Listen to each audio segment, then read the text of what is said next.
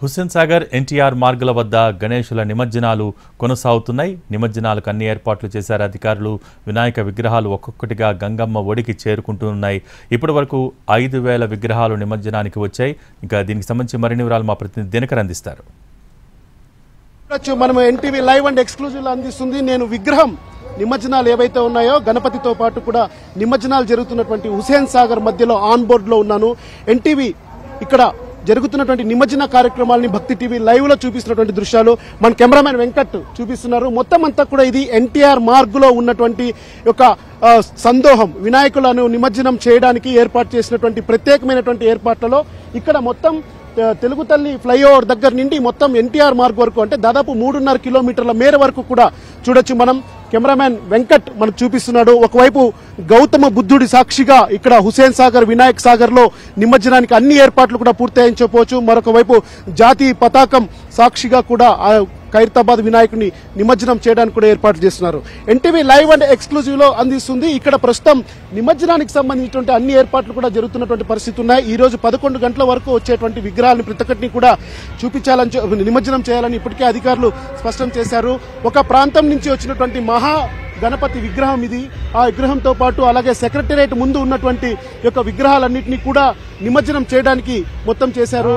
దాదాపు 15 క్రేన్లను ఇక్కడ ఏర్పాటు చేసినటువంటి పరిస్థితి ఉంది. సో ఇక్కడ జీహెచ్ఎంసీ సిబ్బంది ఎవరైతే ఉన్నారో వారంతా కూడా ఈ యొక్క వినాయకుడి విగ్రహాలను కూడా నిమజ్జనం చేసినటువంటి దృశ్యాలని చూస్తున్నాం. చిన్న విగ్రహాలు పెద్ద విగ్రహాలను కూడా నిమజ్జనం చేసినటువంటి దృశ్యాలను చూస్తున్నాం. వాటితో పాటు కూడా భారీ విగ్రహాలను నిమజ్జనం చేసినటువంటి దృశ్యాలను కూడా మనం చేస్తున్నాం.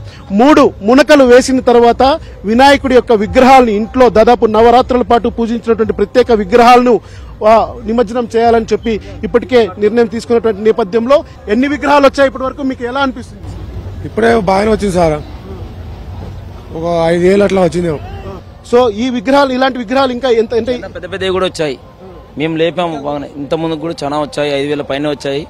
కానీ మేము ఇంకా వస్తాయి, ట్రాఫిక్ జామ్ అయింది, వస్తూనే ఉంటాయి. ఓకే, గణపతి యొక్క మహా విగ్రహాన్ని ఒక గణపతి బప్ప మోరియా అంటూ నిమజ్జనం చేసినటువంటి దృశ్యాల్ని మనం చూస్తున్నాం. ఎన్టీవీ ఈ యొక్క హుస్సేన్ సాగర్ లో బోర్డింగ్ అవుతున్నటువంటి విగ్రహాలు ఏవైతే ఉన్నాయో ఆ విగ్రహాలన్నింటినీ కూడా నిమజ్జనం చేసినటువంటి దృశ్యాల్ని మనం చూస్తున్నాం. ఈ ఒక విగ్రహమే కాదు, మొత్తం అంతా కూడా దాదాపు వేలాది విగ్రహాలు ఇక్కడ నిమజ్జనానికి సిద్ధమవుతున్నటువంటి దృశ్యాలు.